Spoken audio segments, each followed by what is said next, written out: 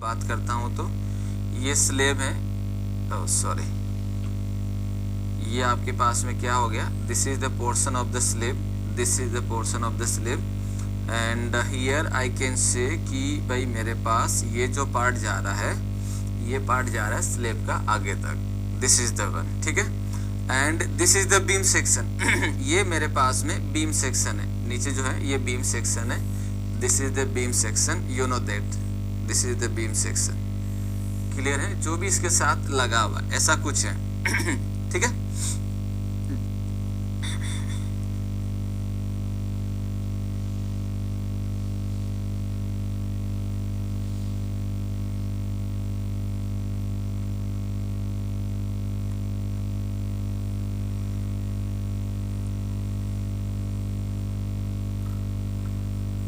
चलिए, तो अब यहाँ पे अगर हम बात करें तो मैं इस टॉपिक को हल्का सा आइडिया देके अभी बताऊंगा, बाद में ब्रेक के बाद इसको हम जरूर स्टार्ट करेंगे।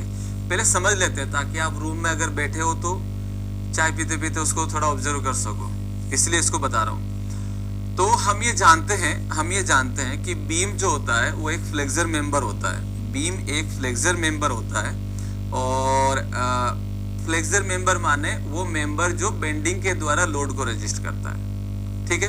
तो अगर मैं इस बीम का, ये जो बीम है, अगर मैं इस बीम को यहाँ बना देता हूँ, अगर मैं इस बीम को यहाँ बनाता हूँ तो look at this, this is the beam section, this is the beam section, और इस बीम को जब मैंने यहाँ बना दिया, इस बीम पे लोडिंग कहाँ से आता है, स्लैब से लोडिंग आता है, राइट, ऑब्वियस सी बात है, स्लैब से लोडिंग आता है। तो जैसे स्लैब से लोडिंग आएगा तो माय डियर फ्रेंड्स ये जो बीम है वो बीम क्या करेगी, ऐसे डिफ्लेक्ट होगी, ये बीम क्या करेगी, ऐसे डिफ्लेक्ट होगी, होगी नहीं होगी, दिस इज द बीम जो है ये इस तरीके से डिफ्लेक्ट होगी, लाइक दिस, लाइक दिस, ये कुछ ऐसे डिफ्लेक्ट होगी।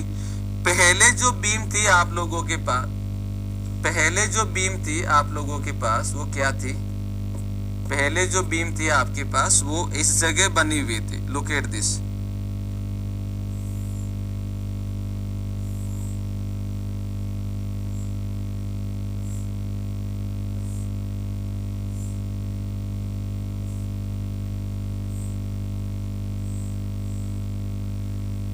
पहले जो बीम थी आपके पास वो इस जगह बनी हुई थी, लुक एट दिस, ऐसे कुछ बनी हुई थी। नाउ अब जो बीम है अंडर द लोड, जब स्लैब से बीम पे लोड गया है तो इस बीम ने इतना जो है कितना, ये वाला जो पार्ट है वो डिफ्लेक्शन में दे दिया, this is the deflection, this is known as the deflection, ये डिफ्लेक्शन हो गया। तो जो बीम है आप लोगों के पास वो क्या हो गई, इतना डिफ्लेक्ट हो गई, look at this, this is the, ये डिफ्लेक्शन में आ गया। डिफ्लेक्शन माने कि अपनी जगह से, अपने ओरिएंटेशन से डिस्प्लेस हो जाना, either in transverse direction, either in lateral direction, कुछ भी डायरेक्शन हो सकता है। तो अगर कोई भी बीम, कोई भी मेंबर अपनी जगह से, अपने ओरिएंटेशन से अगर डिस्प्लेस होता है तो उसको हम लोग सामान्यतः डिफ्लेक्शन टर्म्स में जो है वो बोलते हैं।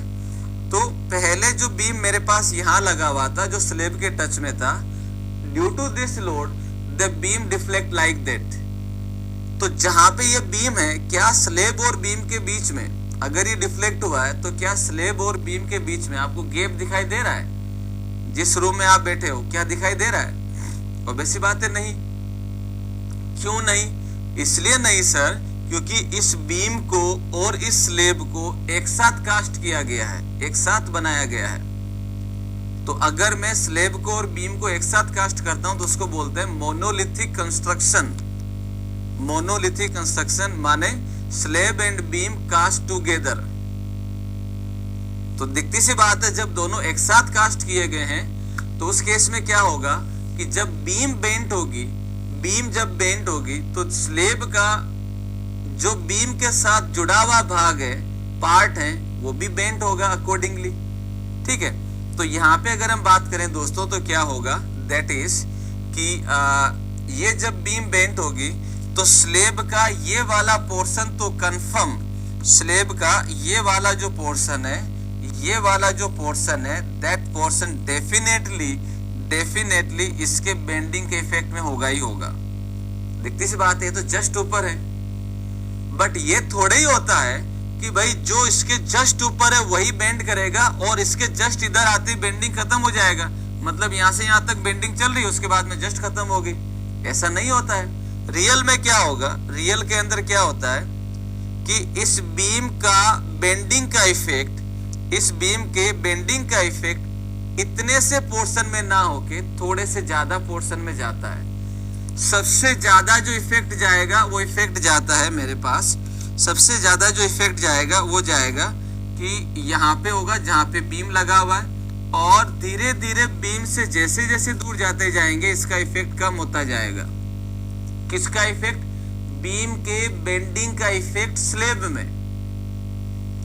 तो ये वाला जो पोर्शन है मेरे पास दोस्तों, दिस पोर्शन स्लेब का, ये पोर्शन इस बीम के बेंडिंग के इफेक्ट में है, यानी कि स्लेब की तरह बिहेव ना करके इस बीम की तरह बिहेव कर रहा है। तो स्लेब का जितना पोर्शन बीम के बेंडिंग में आता है वो पोर्शन बीम की तरह बिहेव कर रहा है। तो यहां पे मेरे पास में जो शेप बना है, यहां पे मेरे पास में जो शेप बना है, look at this, this shape is look like a letter of L, alphabet का लेटर है एल टाइप, ये जो है ऐसा कुछ फील हो रहा है कि ऐसा कुछ होगा। Why? Because the beam bend and the subsequent part of the slab will also in effect of bending. तो जितना पोर्शन, अच्छा ये एल टाइप का दिख रहा है, तो ये जितना स्लेब का पोर्शन इस बीम के बेंडिंग के इफेक्ट में आ रहा है, जो एंड बीम है उसके लिए, तो इसका जो पार्ट होगा दैट इज, इसको हम लोग बोल देते हैं effective width of the flange, effective width of the flange of L beam, L beam. इसके इधर कोई बीम है नहीं तो बात होगी नहीं, लेकिन अगर मैं इसी चीज को यहां पे अगर देखता हूं तो भाई इसमें क्या हो जाएगा, इसके बेंडिंग का जो इफेक्ट होगा वो दोनों साइड होगा, दोनों साइड होगा। दिखती सी बात है क्योंकि दोनों साइड स्लेब है, तो दोनों साइड स्लेब है, तो भाई मेरे पास इतना पोर्शन जो होगा स्लेब का, इतना पोर्शन इस बीम के बेंडिंग के इफेक्ट में होगा। तो ये जो पार्ट बन रहा है that is look like imaginary this beam, ठीक है। और यहाँ पे ये वाला जो पोर्शन होगा that is known as the B F, that is known as the B F. तो ये बोल सकते हैं flange of T beam, flange of L beam. Similarly अगर मैं इधर की साइड देखूंगा तो जो कहानी इस एंड बीम के लिए वो कि वो इसके लिए होगी। एंड बीम के अंदर कोई कहानी अलग थोड़ी जाएगी, वो तो चाहे किधर ही हो सेम रहेगा। So this is the one, here it is, clear है। So this portion is known as the B F. तो जिसको दिख रही थी, जिस महानुभाव को एल बीम और टी बीम दिख रही थी, उसकी कहानी अलग है, उसको छोड़ के बाकी सब लोग ये चीज मान लें, सॉरी फॉर दैट, बाकी लोग ये मान लें कि जहां बीम लगी है स्लेब के साथ में, तो जो पोर्शन बीम के, स्लेब का जो पोर्शन बीम के जस्ट पास में है वो स्लेब की तरह ना बिहेव करके बीम की तरह बिहेव करेगा। तो जितने भी बीच में बीम लगे उनको इंटरमीडिएट बीम बोलते हैं। तो इंटरमीडिएट बीम जो है वो बेसिकली स्लेब और बीम दोनों एक साथ मिलकर टी बीम की तरह बिहेव करेगी, और जो एंड के अंदर होगा वो एल बीम की तरह बिहेव करेगा। क्लियर हो गया सबको? तो ये कहानी है जो आपके पार्ट में रहती है। अच्छा, कोई ये भी मत सोच लेना, जिस तरीके से आप क्वेश्चन पूछ रहे हैं मुझसे, तो मैं इसको जरा और क्लियर कर ही देता हूँ, मुझे डाउट हो रहा है आपके। चलो, तो ये मत सोच लेना कि ये जो इफेक्ट है वो ओनली जहां पे बीम है ना कॉर्नर के ऊपर वहीं लग रहा है। ये जो इफेक्ट है दोस्तों, ये इफेक्ट जो है वो पूरी लेंथ तक जा रहा है, ये पूरे लेंथ तक आगे तक है ना। तो कोई महानुभाव ये मत सोच लेना कि ओनली कॉर्नर पे बाहरी सतह पे लग रहा है। ये पूरे एंड पोर्शन तक है, पूरी लेंथ तक है, जहां तक बीम लगा हुआ है ना। तो ये भी जरा ध्यान रखिएगा, it is not for only the face of the जो पार्ट लिया है, ये पूरे जहां तक बीम है वहीं तक ये कहानी चलेगी। ठीक है। सो यहाँ पे हम लोग ब्रेक ले लेते हैं, और आप लोग चाहो तो ये डायग्राम बना लीजिए, क्योंकि इसी को मैं आगे प्रोसीड करूंगा। So we have 10 minutes break. Thank you. बन जाएगा, ये बन जाएगा फ्लेंज, और ये बन जाएगा वेब। ये क्या बन जाएगा? वेब। तो ये एल बीम की तरह बिहेव करेगा। ये इमेजिनरी है, रियल में नहीं है, ऐसा मान रहे हैं कि ऐसा कुछ होता है, और ये होता भी है। जितनी भी इंटरमीडिएट बीम है, यानी कि जो जितनी भी बीच में बीम लगी होती हैं, वो सारे की सारी बीम, और उसके ऊपर जो स्लेब का पोर्शन है, जस्ट उसके ऊपर या थोड़ा सा साइड में, that portion is treat as the T beam. और ऊपर वाला जो पार्ट होगा वो हो जाएगा फ्लेंज, और नीचे वाला जो पार्ट होगा वो हो जाएगा आपके पास में वेब। ठीक है। तो इंटरमीडिएट बीम के लिए मेरे पास में जो शेप बनेगा वो बनेगा कुछ ऐसे। Look at this. ये हो जाएगा फ्लेंज, और ये हो जाएगा वेब, ये भी हो जाएगा वेब। ठीक है। तो माय डियर फ्रेंड्स, जब मैं इसमें बात करता हूं तो ये दोनों जो है, दिस इज द फ्लेंज, और ये हो जाएगा वेब। वेब को हम लोग रिब से भी बोल सकते हैं, RIB। इसको कई बार जो है वो रिब भी लिख दिया जाता है, तो बहुत दोनों ही इसी को ही इंडिकेट करते हैं। क्लियर हो गया? तो यहाँ से कंक्लूजन क्या निकला कि स्लेब और बीम जब दोनों एक साथ कास्ट की गई है, तो जो एंड बीम होगी, एंड का मतलब जो सबसे एंड पे लगी है, वो बीम और उसके ऊपर स्लेब का जो पोर्शन है, दोनों मिलके एल बीम की तरह बिहेव करेंगे। किसकी तरह? एल बीम की तरह बिहेव करेंगे। जितनी भी इंटरमीडिएट जो बीच में बीम लगी उनको इंटरमीडिएट बोलते हैं, और उसके ऊपर जो स्लेब का पोर्शन है, ये जो भाग है, ये पार्ट इमेजिनरी टी बीम की तरह बिहेव करेंगे। सो this is the imaginary T beam. Clear हो गया सबको? राइट। तो ये डायग्राम बना लो फटाफट सब लोग, क्विक।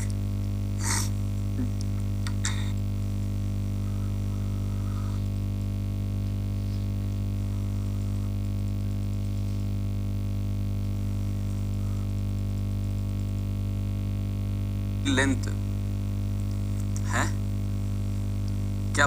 कौन सी बात कर रहे हो? रिब ये है, और रिब वाला पार्ट कौन सा हो जाएगा? ये रिब होगा, और ये फ्लेंज होगा। क्या पूछना चाहते हो राजन? चलो, तो ये हो गया मेरे पास में इमेजिनरी क्या हो जाएगा? इमेजिनरी टी और एल बीम। तो पहले हम लोग इसी को ही लिख लेते हैं कि भाई हम क्या बात कर रहे हैं। तो हम सबसे पहले बात कर रहे हैं कि भाई स्लेब का पोर्शन बीम के साथ जब एक ही यूनिट की तरह बिहेव कर रहा है, act integrally, in that case that portion, जो ऊपर का जो पार्ट होता है उसको हम लोग फ्लेंज बोलते हैं, और ये एक इमेजिनरी है, ये एक इमेजिनरी है, हाइपोथेटिकल है, रियल में नहीं है। ठीक है ना? तो पहले इसी का पॉइंट लिख लेते हैं। सो फर्स्ट पॉइंट हो जाएगा दैट इज, पहला पॉइंट हो जाएगा a portion of slab, a portion of slab act integrally with the beam. Slab का जो पोर्शन है वो बीम के साथ एक तरीके से सिंगल यूनिट में बिहेव कर रहा है, एंड बेंड्स, ये बेंड होता है बीम की लेंथ के अलोंग, यानी कि लॉन्गिट्यूडनल डायरेक्शन में of the beam. This slab portion is called flange of T और एल बीम। और ये जो है, इसको ये हाइपोथेटिकल फ्लेंज है, हाइपोथेटिकल फ्लेंज है जो कंप्रेसिव स्ट्रेस को रजिस्ट करती है, क्योंकि ऊपर है ये, तो कंप्रेसिव स्ट्रेस को रजिस्ट करेगा ऑफ यूनिफॉर्म मैग्नीट्यूड। पूरी फ्लेंज विड्थ तक हम लोग क्या मानेंगे? ये यूनिफॉर्म मैग्नीट्यूड मानते हैं, बराबर मानते हैं। नोट करो इसको।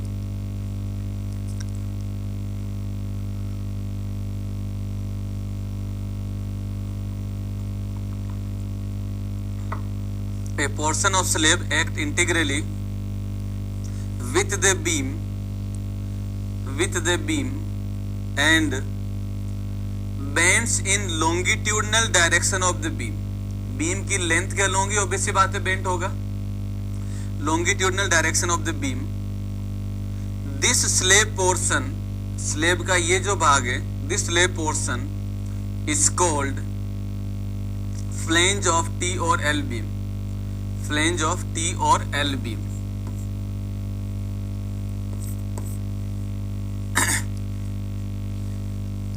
सेकंड पॉइंट होगा effective width of the flange,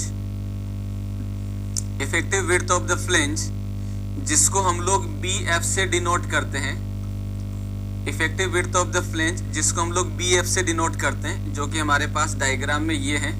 this is the effective width of the flange.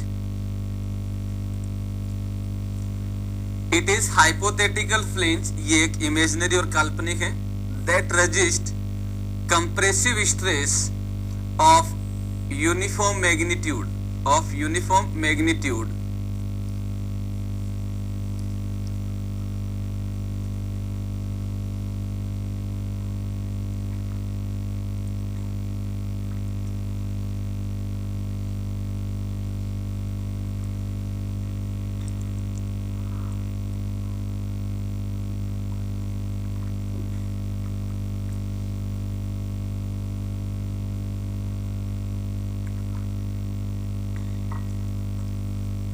ठीक है, चलिए तो अब हम क्या करते हैं,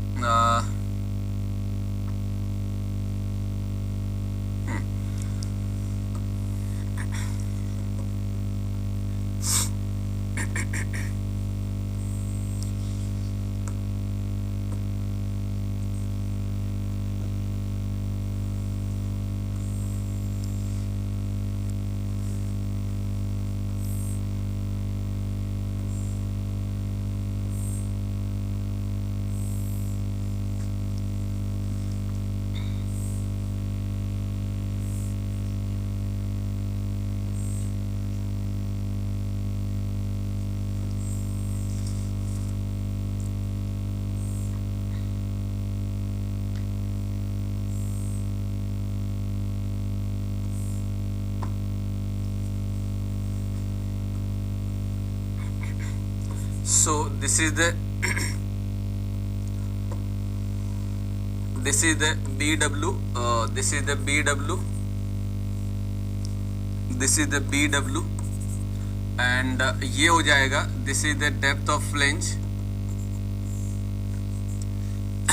this is the depth of the flange DF, this is the depth of the flange DF and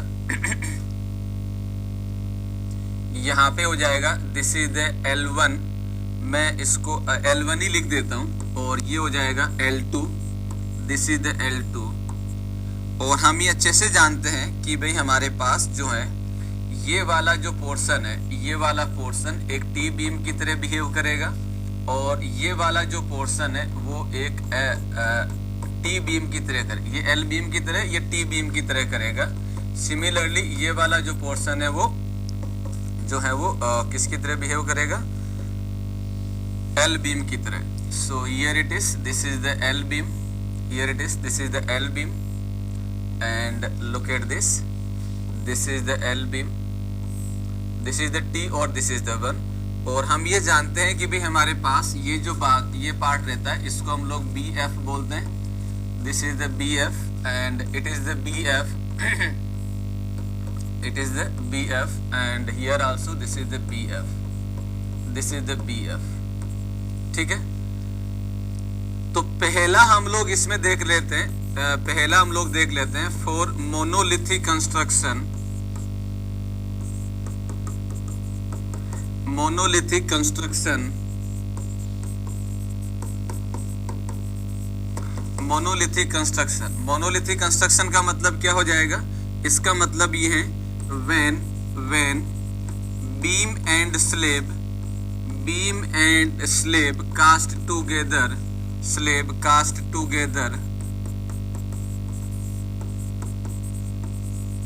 जब दोनों एक साथ बनाई जाती हैं तब हम लोग इसको क्या बोलते हैं, that is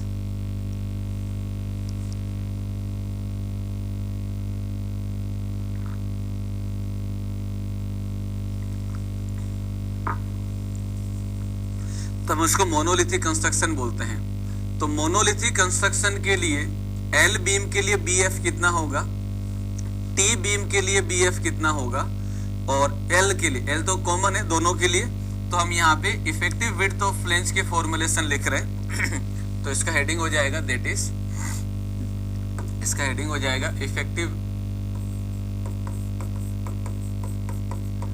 effective width of flange, effective width of flange जो कि हो जाएगा that is the B F, that is the B F. और यहाँ पे हमारे पास में दो अलग अलग तरह का पार्ट है, एक तो हो जाएगा टी बीम और एक हो जाएगा एल बीम।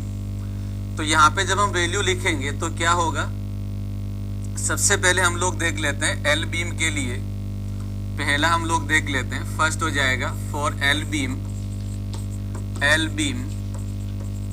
तो एल बीम के लिए जो बी एफ दिया जा रहा है वो दिया जाएगा B F is equal to B W, B W is the width of the web और rib, B W plus 3df, 3df plus L naught by 12, L naught by 12। अब ये नोटेशन क्या है, इसका मीनिंग अभी मैं लिखवा दूंगा।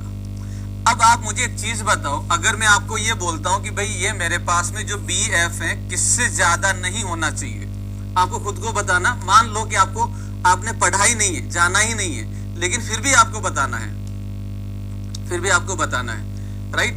कैसे बताना है, सोच के बताइए कि क्या इस बीम का बेंडिंग का इफेक्ट जो ये स्लेब का पोर्शन है इसके आधे से ज्यादा में जा सकता है क्या। मैं फिर रिपीट कर रहा हूं, आपको बताना ये है क्या इस बीम के बेंडिंग का इफेक्ट, अभी हम मान के चल रहे इतना सा है, आप मुझे ये बताइए क्या इस बीम के बेंडिंग का इफेक्ट स्लेब के ये जो पोर्शन है इसके आधे से ज्यादा में जा सकता है क्या। अगर मैं इस बीम की बात करूंगा तो इस बीम का बेंडिंग का इफेक्ट क्या स्लेब के, इस वाले स्लेब के पोर्शन के आधे से ज्यादा में जा सकता है क्या। से यस और नो, आंसर प्लीज। आंसर होगा नहीं, कभी नहीं जा सकता। आंसर क्या हो जाएगा इसका कि ये कभी भी नहीं जा सकता। नहीं जा सकता इसका मतलब क्या हुआ कि भाई अगर मैं इस एल बीम की बात करूंगा, इस एल बीम की अगर मैं बात करूंगा तो इसका बेंडिंग का इफेक्ट जो होगा वो यहां से लेके इसके आधे पोर्शन से कम में रहना चाहिए, राइट।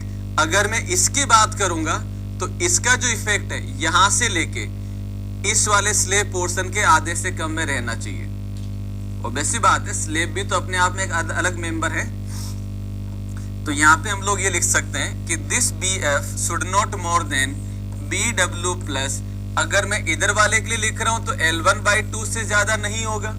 अगर मैं उधर वाले के लिए लिख रहा हूं, अगर मैं उधर वाले के लिए लिख रहा हूं तो ये हो जाएगा BW प्लस L2/2 से ज्यादा नहीं होगा, should not more then this. Clear हो गया। अगर मैं इधर वाले के लिए लिखूंगा तो रेस्पेक्टिव वाला हो जाएगा और उधर वाले के लिए लिखूंगा तो उधर वाला हो जाएगा, तो आपको अकॉर्डिंगली ले लेना है, ठीक है। तो ये तो हो गया मेरे पास में एल बीम को लेके। अब अगर मैं यहां पे बात करता हूं that is the T beam के लिए, अगर मैं सेकंड पार्ट लेता हूं that is for the T beam, for T beam.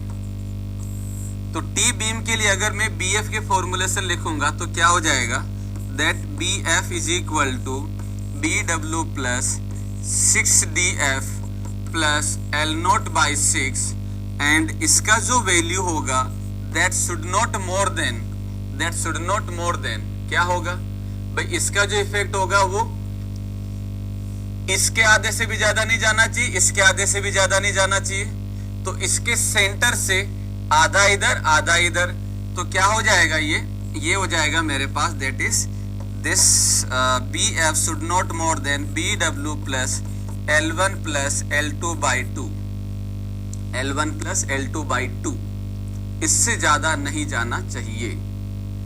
देखती सी बात है, अगर ज्यादा चला गया तो फिर स्लेब जो है वो बनेगी नहीं, पूरी की पूरी टी बीम, पूरी की पूरी बीम की तरह डिजाइन होगी, जबकि रियल में ऐसा नहीं होता है। क्लियर है। So this is the monolithic construction. पहला जो पार्ट हम देख रहे हैं that is for monolithic construction. तो पहले यही लिखो, फिर हम बी पार्ट पे चलते हैं, दूसरे पे। Note it down.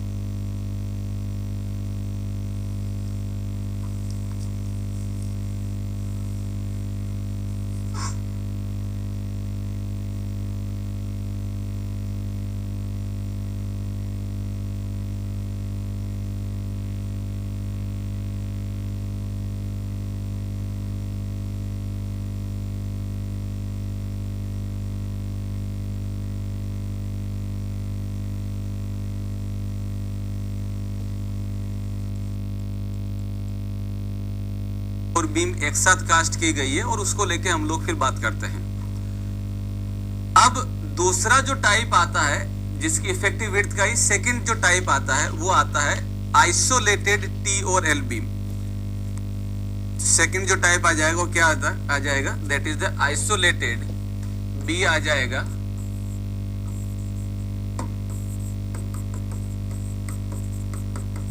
Isolated T और एल बीम, टी और एल बीम। आइसोलेटेड टी और एल बीम का मतलब है जैसे आप जिस रूम में बैठ के अभी क्लास ले रहे हैं वहां पे अगर आप बीम का शेप देखोगे तो वो रेक्टेंगल शेप में हो सकता है, स्क्वायर में हो, बट 99% जो है वो हम लोग रेक्टेंगल में रखते हैं। तो जैसे हम लोग रेक्टेंगुलर बीम बना रहे हैं ठीक वैसा ही हम लोग जो है वो एल और टी शेप का बीम बनाते हैं, रियल में बनाते हैं। तो अगर मैं रियल में टी और एल शेप का बीम बनाता हूं तो उसको मैं बोलता हूं आइसोलेटेड टी बीम और isolated L beam, isolated T beam और एल बीम। अब पॉइंट ये आता है कि सर ऐसा बना क्यों रहे, कहां यूज होता है, कहां यूज होता है। तो अगर मैं उसके लिए थोड़ा सा बात करूं तो इसमें क्या हो जाएगा, लुक एट दिस। अगर आप इस डायग्राम को ध्यान से अगर देख पा रहे हैं तो माय डियर फ्रेंड्स यहाँ पे अगर आप देख रहे हैं तो क्या होगा, लुक एट दिस डायग्राम। और इस डायग्राम में देखेंगे तो ये आपको यहाँ पे स्टेप शो कर रहे हैं और इन स्टेप को शो करने के लिए ना तो इधर कोई सपोर्ट है ना उधर की साइड कोई सपोर्ट दिख रहा है, बट बीच के अंदर ये एक बीम दिख रही है आपको, लुक एट दिस। बस बीच में आपको एक ये बीम दिख रही है, हाँ या ना, एक बीम दिख रही है।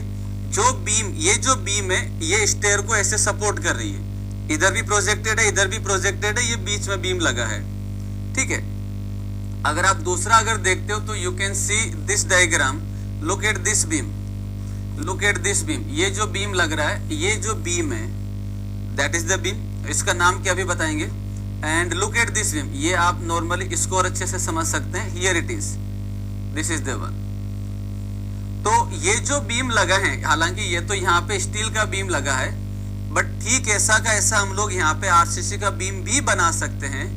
और इस बीम को बोला जाता है, अगर ये आरसीसी का हो जाएगा तो इसको बोला जाता है स्ट्रिंजर बीम, स्ट्रिंजर बीम।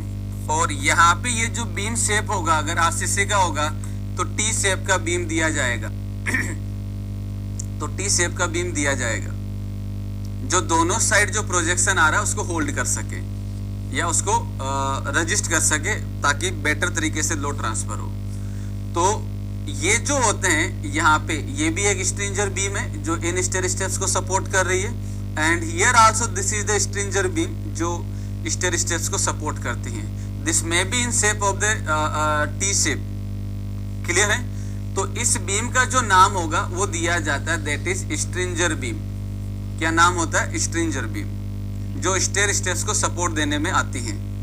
इसके अलावा हम लोग एक ये भी समझ सकते हैं, जैसे मान लीजिए ये कोई एक दीवार है, आप मॉल में गए होंगे जहाँ पे एस्थेटिक चीजों पे ज्यादा फोकस करते हैं। तो ये एक मॉल है जिसकी एक दीवार है और इससे मुझे स्टेयर बनानी है, कैंटिलीवर स्टेयर, मतलब प्रोजेक्शन स्टेयर होगा, उधर की साइड सपोर्ट नहीं होगा, एस्थेटिकली चीजें। सो यहाँ पे मान लीजिए अगर मैं स्टेयर बनाता हूँ तो स्टेयर क्या होगा, ये बनेगा कुछ ऐसे, लुक एट दिस।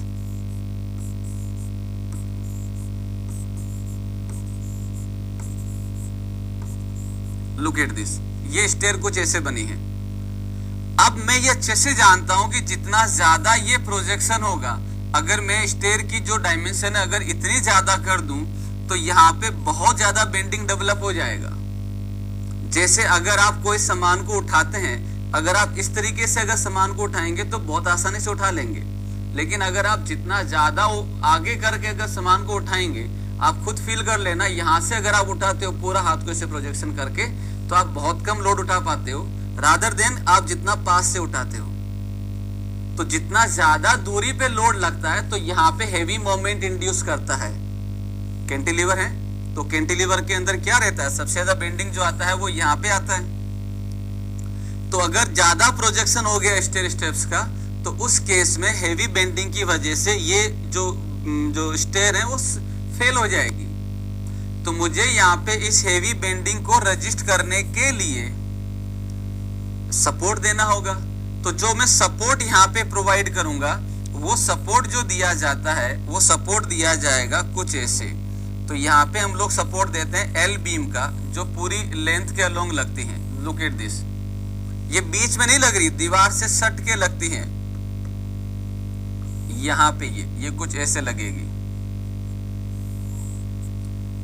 ठीक है। अगर आप इसका प्रोजेक्शन व्यू यानी कि अगर कोई क्रॉस सेक्शन व्यू देखेंगे तो this is the stair steps, ये स्टेयर स्टेप्स है, ये दीवार है, और इसके नीचे जो है वो इस तरीके से एल बीम लगा है। तो जब मैंने ये दे दिया तो ये क्या करेगा, अब यहाँ पे हेवी बेंडिंग को रजिस्ट कर लेगा, ठीक है। This beam is known as the stringer beam, stringer beam, और ये स्टेयर स्टेप्स को सपोर्ट देने के काम में आती है। इसको आप मैं एक टेक्निकल टर्म्स और ये भी बोल देता हूं कि ये इसकी स्टिफनेस को बढ़ाता है। ऐसा भी क्वेश्चन है, हालांकि ये एएन का है, बट आपको भी जानना आना चाहिए, ठीक है। तो ये इसकी जो है वैल्यू बढ़ा देता है। आप थोड़ा सा और ज्यादा प्रोजेक्शन दे सकते हो if it is required then, ठीक है। तो एल और टी बीम जो हैं वो स्ट्रिंजर बीम की तरह बिहेव करती हैं। स्ट्रिंजर इसका नाम है, पोजीशन के हिसाब से हम लोग इसको बोलते हैं, और ये स्टेयर स्टेप्स को सपोर्ट देने के काम में आती है। क्लियर है? तो यहाँ पे मेरे पास में क्या हो जाएगा, यही मैं इस चीज को यहाँ पे पॉइंट आउट करके लिख देता हूँ। द यूज, इसका जो यूज होगा, इसका जो यूज होता है वो यूज होगा कहाँ पे होगा, to support stair steps, to support stair steps, steps, और इसके रेस्पेक्ट में जो बीम होगा उसको हम लोग बोलते हैं that is the stringer beam, stringer beam. तो ये जो बीम हो जाएगा उसको इसका नाम दिया गया that is the stringer beam.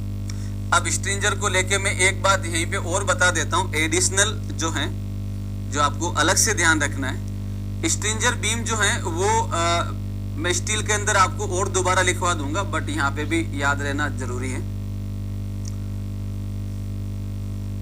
Stringer beam stair steps को सपोर्ट देने के काम में भी आती हैं। तो यह इसके अलावा इसका और क्या काम है, ये जो है वो ब्रिज के अंदर हॉरिजॉन्टल बीम जो होती है उसको भी स्ट्रिंजर बोलते हैं, ठीक है। स्टील में इसका डायग्राम वगैरह बता दूंगा जहां पे हम लोग ट्रस के बारे में पढ़ेंगे। तो स्ट्रिंजर बीम जो है ये it is horizontal beam, horizontal beam in bridge floor, ठीक है। तो अभी आपको ये अच्छा ये क्वेश्चन आ भी रखा है। तो ब्रिज फ्लोर में जो हॉरिजॉन्टल बीम होती है उसको भी हम स्ट्रिंजर बोलते हैं, और स्टेयर स्टेप्स को सपोर्ट जो देते हैं उसको भी हम स्ट्रिंजर बीम बोलते हैं, और ये शेप में होती है एल और टी शेप के अंदर, ठीक है। तो ये आपको ध्यान रखना है। तो यहाँ पे हमारे पास में जो शेप बनेगा वो क्या बन जाएगा, this is the sorry this is the isolated T beam, this is the isolated T beam, and this is the isolated L beam, this is the isolated L beam। ये हो जाएगा this is the B, मैं यहाँ पे BF नहीं लिख रहा हूँ ये हो जाएगा B। बाकी सारे नोटेशन सेम है। this is the DF, तो ये भी DF होगा। this is the BW, this is the BW, and here it is the overall depth, this is the overall depth, this is the overall depth, है ना। इसमें भी वही नोटेशन होंगे जो हम लोग लिख रहे हैं, सेम नोटेशन इधर है, बस शेप चेंज है, शेप चेंज है। अब आप मुझे थोड़ा सा एक बात बता दो, यहीं पे सोच के बोलना है कि इस वेब का, ये अब यहाँ पे बीम नहीं बोली जाएगी, ये आ जाएगी वेब या रिब, या रिब। आप मुझे सिंपल सा इतना बताओ कि इस वेब या रिब का बेंडिंग का इफेक्ट इस फ्लेंज में जाएगा, दिखती सी बात है। अब मुझे सिंपल इतना बता दो। अच्छा, मैं इसका शेप खुद से बना रहा हूं तो मुझे पता है मैंने बी कितना दिया, किस बेसिस पे मैंने पता किया वही जानने की कोशिश कर रहा हूं। इस वेब या रिब के बेंडिंग का इफेक्ट क्या इस फ्लेंज की विड्थ से, ये ओवरऑल विड्थ है, क्या इस फ्लेंज की विड्थ से कभी ज्यादा हो सकता है क्या? से यस और नो। रिपीट कर रहा हूं, क्या इस वेब या रिब के बेंडिंग का इफेक्ट किसी भी सिचुएशन में, एनी सिचुएशन, किसी भी सिचुएशन में क्या इस width, overall width of plane से ज्यादा हो सकता है क्या? से यस और नो एवरीवन।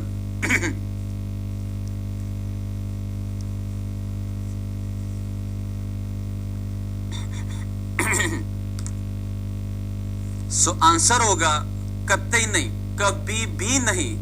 कारण क्योंकि हम ये जानते हैं इस कंसेप्ट से कि अगर इसका बेंडिंग का इफेक्ट जो है सबसे ज्यादा, मतलब ये बोल सकते हैं यहां तक ज्यादा रहता है, उसके बाद में नेग्लिजिबल हो जाता है, तो बी एफ तो देना ही देना है, इतना तो जरूरी है, इतना तो जरूरी है। तो दिखती सी बात है भाई, जब मैं यहां पे बात करूंगा तो इस बीम या सॉरी इस वेब या रिब के बेंडिंग का इफेक्ट किसी भी सिचुएशन में इस ओवरऑल विड्थ ऑफ प्लेन से ज्यादा कभी नहीं होगा, never be, never B.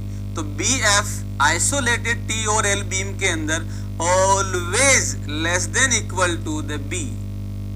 Clear है? तो ये तो हमने बी एफ की बात कर ली, राइट। तो यहाँ पे अगर हम देखते हैं तो ये हो जाएगा मेरे पास पहला हो जाएगा ये T beam, isolated T beam,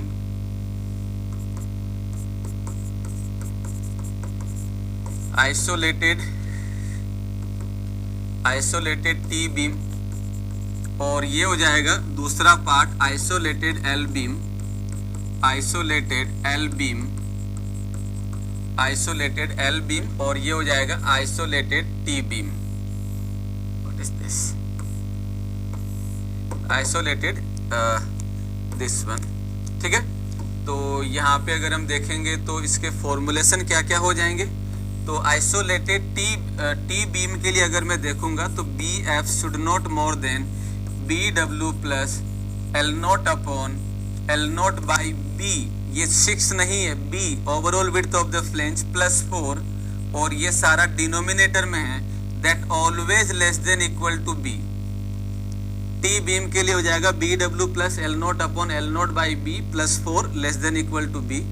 और अगर मैं एल बीम के लिए देखूंगा तो B F should not more than B W plus 0.5 L naught upon L naught by B plus 4 that less than equal to B. Clear हो गया? तो ये आपको ध्यान रखना है। अब एग्जाम पॉइंट ऑफ व्यू से आपको क्या क्या ध्यान रखना है? एग्जाम पॉइंट ऑफ व्यू से ये 4 फॉर्मुलेशन जो हैं, 2 तो ये और 2 ये, 2 तो ये और 2 ये, कौन से वाले? ये वाली जो चीजें हैं, ये चारों फॉर्मुलेशन जो हैं आपको हर हाल में याद होने चाहिए। दिस फॉर ये और ये, और इनके नोटेशन एग्जाम में यही पूछे जाते हैं लगभग एग्जाम के अंदर। चलो तो नोट करो इसको फटाफट, ये लिख ले, ये एग्जाम में आता है। Stranger beam to pump, sir एक बार लास्ट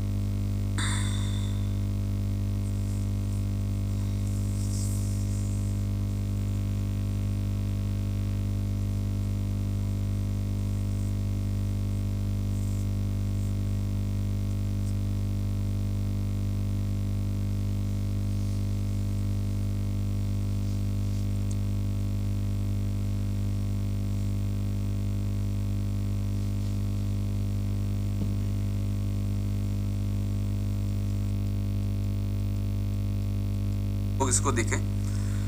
तो सबसे पहले हमारे पास में हम देख लेते हैं, किसका देखते हैं। सबसे पहले हमारे पास हो जाएगा that is the this B, ये बी।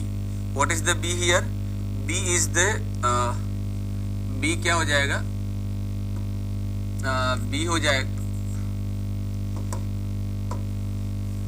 बी हो जाएगा that is overall width of flange, overall width of flange of isolated T or L beam, of isolated T or L beam, T और L beam का overall width of flange है, जो कि ये B हो जाएगा। D हो जाएगा ओवरऑल डेप्थ, D हो जाएगा that is overall depth of beam.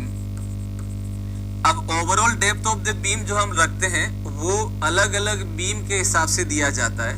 अगर मेरे पास सिंपली सपोर्टेड बीम है, कंटिन्यूअस बीम है, तो उसके अकॉर्डिंग इसका वैल्यू अलग अलग होगा। तो मैं इसी का लिख देता हूं, for simply supported beam,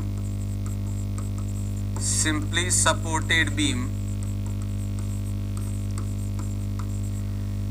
simply supported beam के लिए जो ओवरऑल डेप्थ दिया जाएगा वो दिया जाता है 1/12 से लेके 1/15 ऑफ स्पान। जो भी स्पान है उसका 1/12 से लेके 1/15 ऑफ द स्पान हो जाएगा, राइट। 1/12 से लेके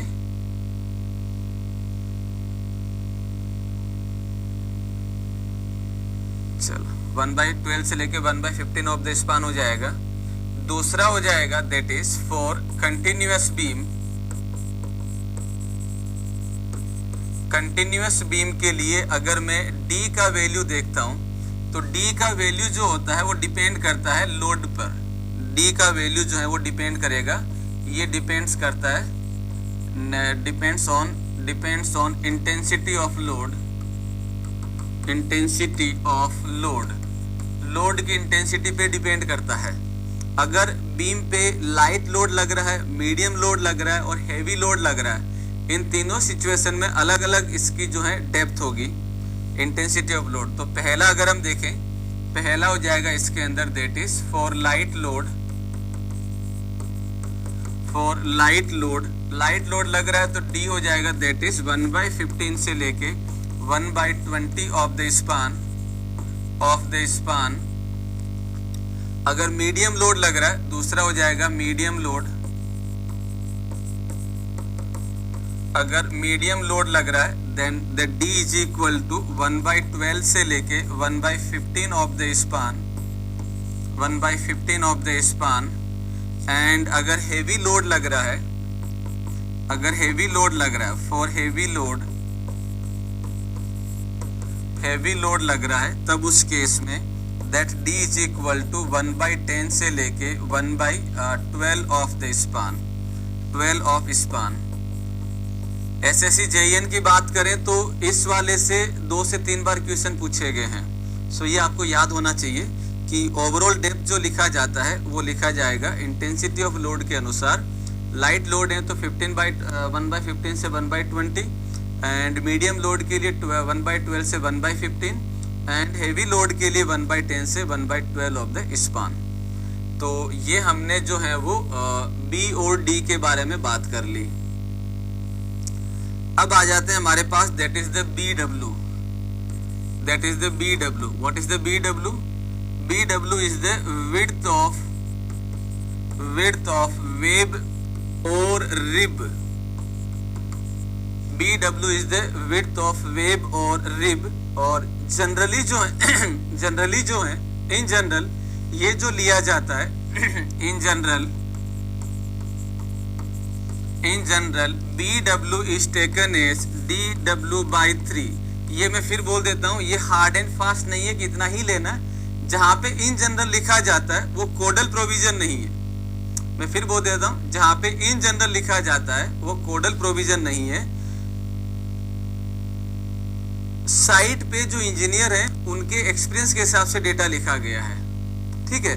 और एक दो क्वेश्चन ऐसे भी रहे तो इन जनरली पूछे गए जिसके बारे में कोड साइलेंट है, बट ऐसे क्वेश्चन जो है नॉर्मल डेटा हम लेते हैं तो उसको एक्सेप्ट भी किया गया है।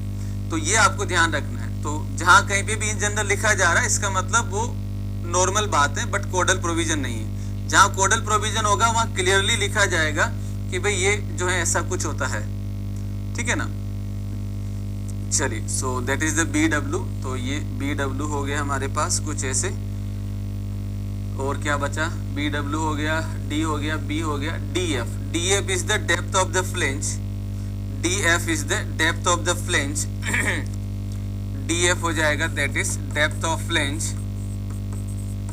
Depth of flange, depth of flange.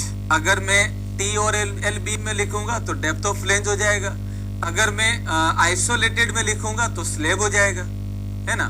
तो मैं इसको ये भी लिख सकता हूँ, फ्लेंज और स्लेब। स्लेब हो जाएगा मोनोलिथिक कंस्ट्रक्शन के लिए, और फ्लेंज हो जाएगा T और L बीम के लिए, आइसोलेटेड के लिए, ठीक है। चलो, तो ये नोटेशन हो गए सारे। ये हो गया, D हो गया, और कौन सा बचा? BW हो गया, DF हो गया, L1 और L2। पहले इसके बारे में बात कर लेते हैं। तो L1 और L2 क्या है? दो बीम के बीच में क्लियर डिस्टेंस। दो बीम के बीच में क्लियर डिस्टेंस L1 और L2 हो जाएगा, हाँ या ना, राइट। ओके, चलो, तो मैं यहाँ पे L1 और L2 को डायग्रामेटिकली बता देता हूँ, ज्यादा अच्छे से समझ पाएंगे। L1 और L2, तो पहले डायग्राम को यहाँ पे समझ लो, क्योंकि L1, L2 और L0 में कंफ्यूजन होगा अभी आप लोगों को। तो मान लीजिए ये मेरे पास में कोई भी एक स्लेब है। Look at this, this is the slab, और ये स्लेब है। रफ डायग्राम बना रहा हूं तो ज्यादा इस पे एंटरटेन नहीं करूंगा मैं। तो ये हो जाएगा कुछ ऐसे, लुक एट दिस, ये हो जाएगा, ये स्लेब जा रही है कुछ ऐसे। अगर मैं इस स्लेब की बात करता हूं, अगर मैं इस स्लेब की बात करता हूं, मान लेना इस स्लेब की अगर मैं बात कर रहा हूं, तो माय डियर फ्रेंड्स, ये स्लेब हो गया, और ये आपके पास में बीम हो गया। इसको नहीं बता, अरे यार,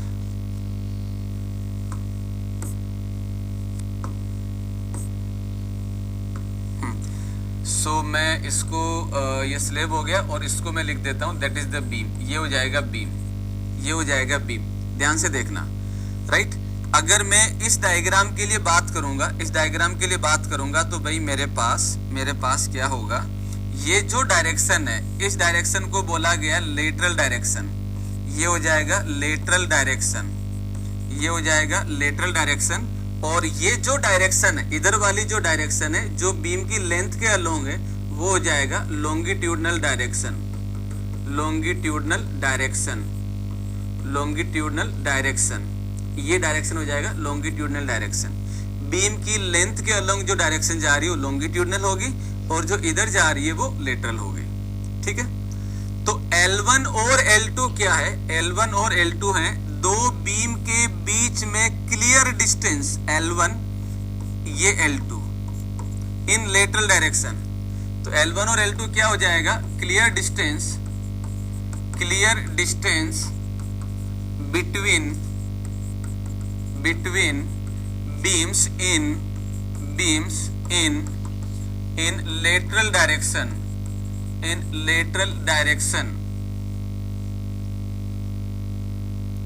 ठीक है। तो ये हो जाएगा L1। अब L0 क्या होगा?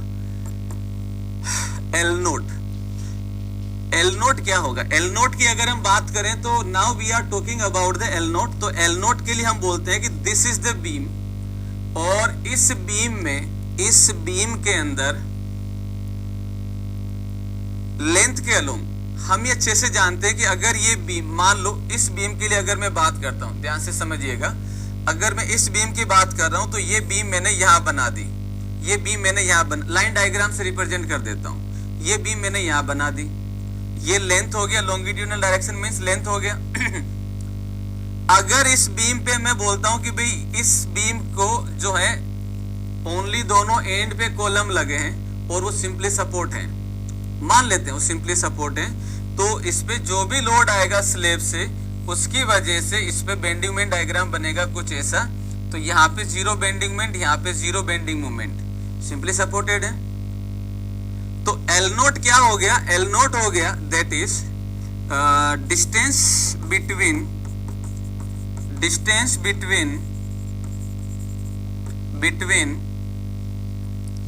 अभी रोकते हैं। तो ये तो मेरे पास क्या हो गया, जीरो बेंडिंग मोमेंट का पॉइंट। अभी मैं डायग्राम वापस बना दूंगा। मान लेते हैं कि जो रूम है उसके अंदर 2 कॉलम एंड पे लगे, 1 कॉलम बीच में लगा है। 1 कॉलम, इसको हटा देते हैं, 1 कॉलम बीच में लगा है यहाँ पे। तो अब ये कौन सा बीम हो गया, कंटिन्यूअस के लिए अगर मैं मान लो 1 कॉलम लगा है या फिर मान लीजिए 2 कॉलम लगे, फॉर एग्जांपल समझने के लिए मान लेते हैं 3 स्पान का बीम है। तो भाई मेरे पास में अगर ये ऐसा कुछ लग रहा है तो इसका बेंडिंग मोमेंट डायग्राम जो बनेगा वो ऐसा कुछ बनेगा, लाइक दिस। ये सपोर्ट कहाँ पे हो जाएगा, सपोर्ट यहाँ हो जाएगा और यहाँ पे सपोर्ट हो जाएगा और यहाँ पे सपोर्ट हो जाएगा, यहाँ पे सपोर्ट हो जाएगा, हाँ या ना। कल हम डायग्राम बना चुके हैं, अब तो समझ में आता है। तो मैं यहाँ पे अगर देखता हूं तो भाई मेरे पास ये नेगेटिव बेंडिंग मोमेंट, ये पॉजिटिव बेंडिंग मोमेंट, ये नेगेटिव बेंडिंग मोमेंट। अगर ये लेंथ L है, ये भी L है, ये भी L है, तो टोटल जो बीम का लेंथ है वो 3L हो गया। बट हम सपोर्ट से सपोर्ट की लेंथ मानते हैं, तो ये मेरे पास में दिस वन हो गया। अब L नोट क्या है, L नोट होता है डिस्टेंस बिटवीन, अगर मैं यहाँ पे देखता हूं तो ये पॉइंट ऐसा है जहां पे नेगेटिव से पॉजिटिव बेंडिंग मोमेंट जा रहा है, यहां से नेगेटिव से पॉजिटिव बेंडिंग मोमेंट जा रहा है। तो जहां पे बेंडिंग मोमेंट साइन चेंज करता है उस पॉइंट को बोला जाता है पॉइंट्स ऑफ कॉन्ट्राफ्लेक्सर। रिपीट कर दे रहा हूं, जहां पे बेंडिंग मोमेंट साइन चेंज करता है that point is known as the points of contraflexure. So that is the POC। तो ये हम जो लिख रहे हैं वो क्या लिख रहे हैं, distance between points of contraflexure,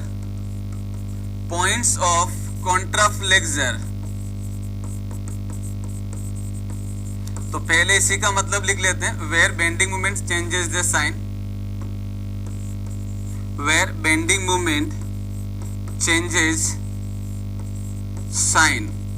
तो जहां पे बेंडिंग मोमेंट साइन चेंज करते हैं उसको हम लोग POC बोलते हैं, distance between points of contraflexure in longitudinal या लेटरल। आप लोग बताइए क्या लिखूं, ये जो पॉइंट्स ऑफ कॉन्ट्राफ्लेक्सर जो मेजर करा है मैंने, ये बीम की लेंथ के अलोंग करा है या मैंने जो है इस डायरेक्शन में करा है, लेटरल डायरेक्शन में। So that is distance between points of contraflexure in longitudinal direction, longitudinal direction. ये लॉन्गिट्यूडनल डायरेक्शन यानी कि बीम की लेंथ के अलोंग हम लोग मेजर कर रहे हैं। सो दिस इज द इस डिस्टेंस के अंदर, इसके अंदर जो पॉइंट्स ऑफ कॉन्ट्राफ्लेक्सर के बीच का जो डिस्टेंस होगा that is known as the L naught. और ये SSC में, AN JEN में सब में लगभग आ रखा है ये। सो वेरी इंपॉर्टेंट पॉइंट, ठीक है ना। तो मैं अभी इन्हीं चीज को वापस लिख देता हूं। ये जो है L नोट का वैल्यू कितना होगा वो मैं लिख देता हूं। तो L नोट का वैल्यू डिफरेंट बीम के लिए अलग अलग होगा। सो सपोज करिए पहला मैं ले लेता हूं सिंपली सपोर्टेड बीम। तो यहाँ पे अगर हम देखेंगे, so here it is this 2 point, zero bending moment and this is also the zero bending moment. तो अगर ये LE है तो यहाँ पे L नोट जो दिया जाएगा distance between zero bending moment या पॉइंट्स ऑफ कॉन्ट्राफ्लेक्सर, तो L naught equal to LE के बराबर होगा। तो सिंपली सपोर्टेड बीम के लिए L नोट का जो वैल्यू होगा वही होगा जो आपको गिवन है, अलग से कुछ नहीं होगा। अगर मैं कंटिन्यूअस बीम की बात कर लेता हूं, look at this, here it is the continuous beam subjected to the UDL, and if suppose I draw the bending moment diagram for this,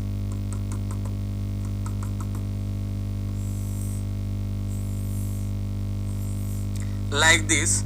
So suppose this is the LE effective length. I knew that this point is the POC, this point is the POC. Why? This is the negative, this is the positive, this is the negative. ठीक है। तो यहाँ पे अगर हम देखेंगे तो क्या होगा, यहाँ पे जो L नोट लिखा जाएगा वो क्या होगा, एल नोट जो लिखा जाएगा वो हो जाएगा L naught is equal to 0.7 LE। तो अगर मैं कंटिन्यूस बीम लेता हूं या फिक्स बीम लेता हूं तो मेरे पास में एल नोट जो होगा दैट इज 0.7 LE होगा। ठीक है, तो ये आपको ध्यान रखना है। और क्लियर? और कौन से नोटेशन बचे? BF का फॉर्मूले लिख चुके हैं, L1 L2 हो गया, BW कॉमन है, ये सारा हो गया, तो अब कोई बचा नहीं है। चलिए, तो ये नोटेशन है एंड वेरी वेरी इंपॉर्टेंट, अक्सर एग्जाम में आते हैं, सो ध्यान रखना है। लिखो, अब जिसको डाउट है वो बता दीजिए ताकि उसके डाउट को क्लियर करता रहूं।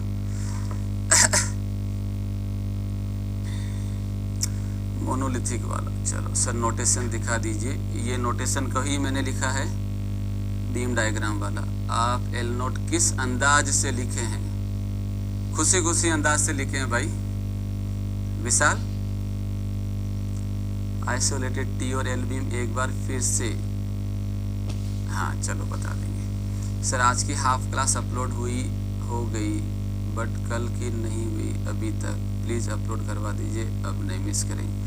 व्योम, I will ask to management, they will upload you, but एक बार आप अपना जो है अकाउंट रिफ्रेश कर लीजिए, आई थिंक अपलोड हुआ होगा। राजन, सर लेटर लगता है देखने में, फिर से एक्सप्लेन कर दीजिएगा कि लेंथ के अलोंग कैसे? अरे भाई, बीम के लेंथ में ही बेंडिंग मोमेंट आता है ना राजन।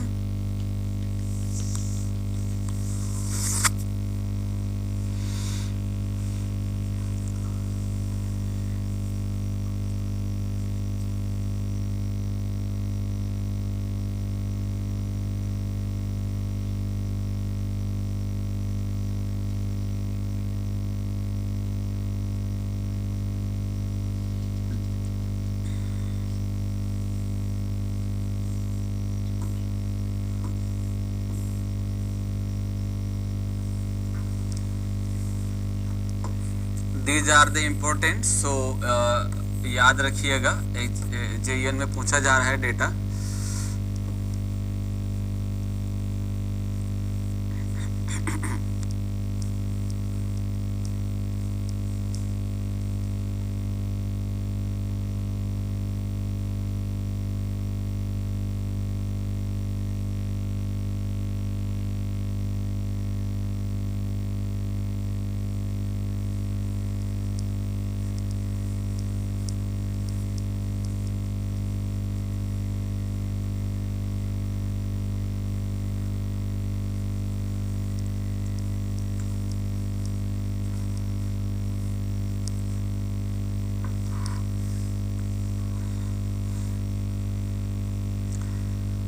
सर ओवरहैंग बीम में कितने POC होंगे?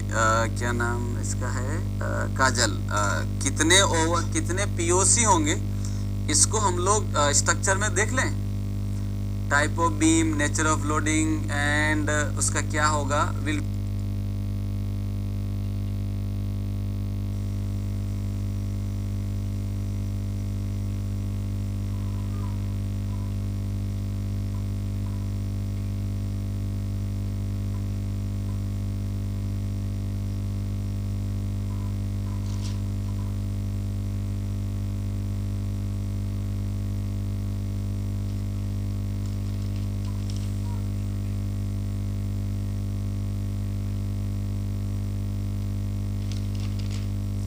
डेप्थ ऑफ फ्लेंस का कोई वैल्यू नहीं है, नहीं।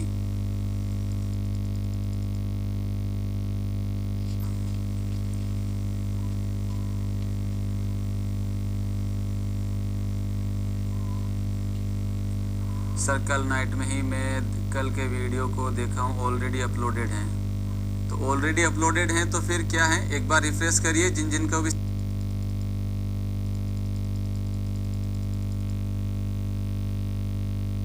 पर स्पान कितना? 1/15 से 20।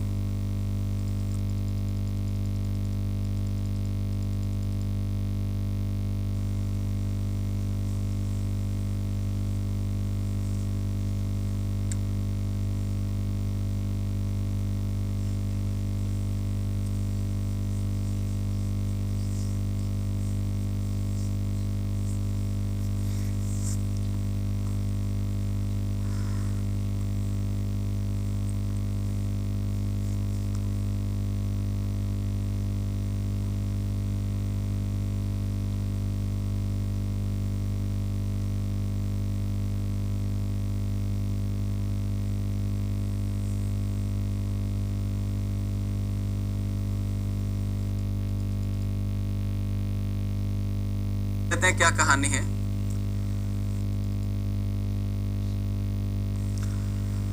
अब